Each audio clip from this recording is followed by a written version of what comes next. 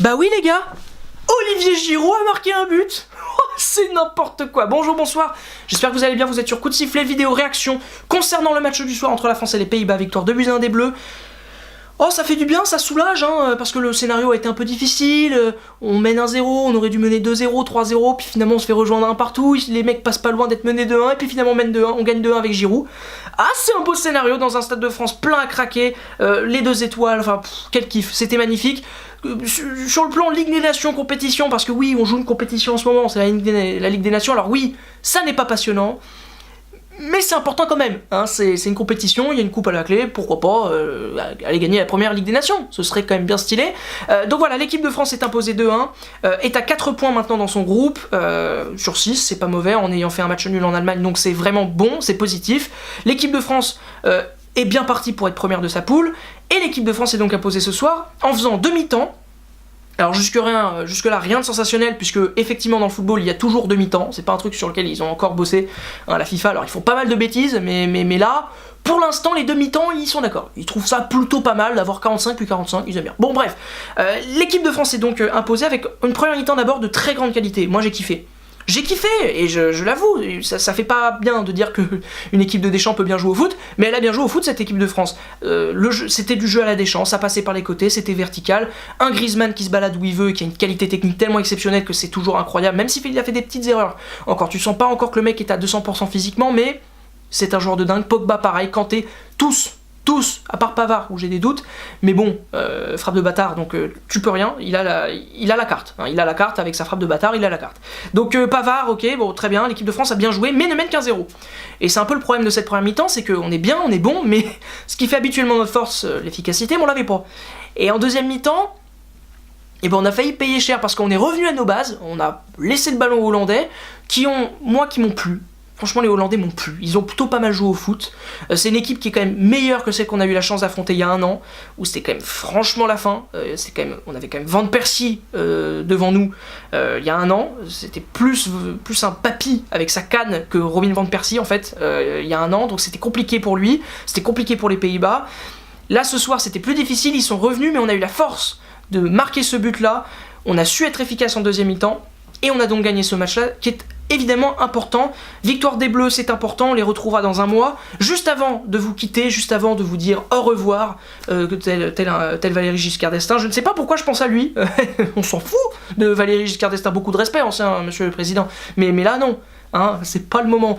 Plus sérieux, ouais, non mais c'est compliqué ce soir. Non mais Olivier Giroud a marqué, donc ça c'est quand même pas mal. Juste avant de vous dévoiler ce que je pense sur Giroud, et sur le paradoxe Giroud, vous allez comprendre, il a quand même dépassé Zidane, il me semble, ce soir. Alors, tu ne passes pas devant Zidane par principe, parce que Zidane, tu passes pas devant, c'est pas possible, il est juste beaucoup trop fort, mais quand même, hein, peut-être ça qui lui a un peu fait que ça a été compliqué, c'est peut-être ça, j'en sais rien, hein, je dis peut-être n'importe quoi, c'est même possible, mais il y a quand même ce truc là, il est passé devant Zidane ce soir, donc bravo Olivier Giroud. Oui, t'es pas un joueur très sexy, mais bon, t'as le mérite de marquer sexy sur un plan football, hein. S'il y a des filles qui regardent, je peux comprendre qu'elles soient un peu outrées que j'ai dit Giroud est pas sexy.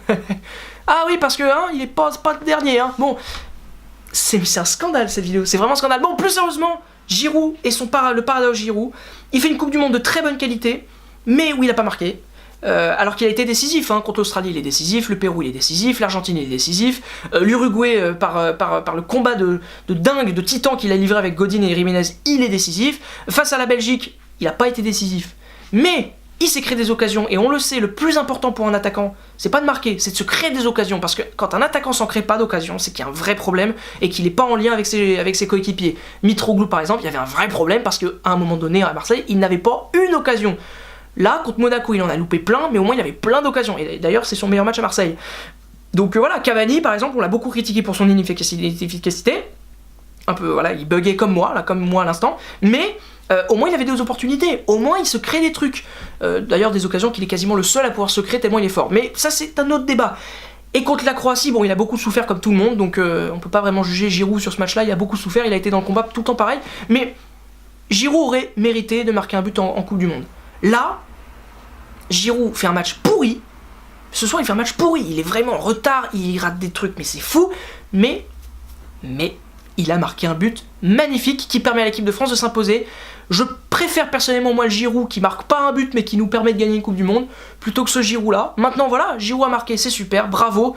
Si ça t'enlève vraiment de la pression et du stress concernant ce truc là, c'est vraiment la bonne idée. On a besoin d'un bon Giroud lors des prochaines rencontres de l'équipe de France, que ce soit en Ligue des Nations ou même dans les matchs amicaux, parce qu'il y aura des matchs amicaux évidemment à venir. Donc c'est une excellente nouvelle, l'équipe de France est imposée, les festivités peuvent être totales ce soir, pas gâchées par un mauvais résultat. L'équipe de France peut être fière, bravo à cette magnifique équipe qui nous a fait déjà bien kiffer il y a quelques temps et qui continue, et ça c'est beau. Merci beaucoup d'avoir regardé cette vidéo. Si vous l'avez appréciée, vous vous abonnez, vous likez, vous partagez. Allez voir les réseaux sociaux évidemment de Coup de Sifflet. Vous êtes peut-être déjà d'ailleurs sur Facebook quand vous regardez cette vidéo, donc allez sur Facebook, allez sur Twitter, allez sur tous les réseaux sociaux. Allez également voir le site internet. Et oui, il y a le site internet quand même, c'est pas dégueu. Et moi je vous dis tout simplement à la semaine prochaine pour le retour de la Ligue 1 Conforama et peut-être qui sait du foot expliqué à ma mère. Allez, salut tout le monde, ciao.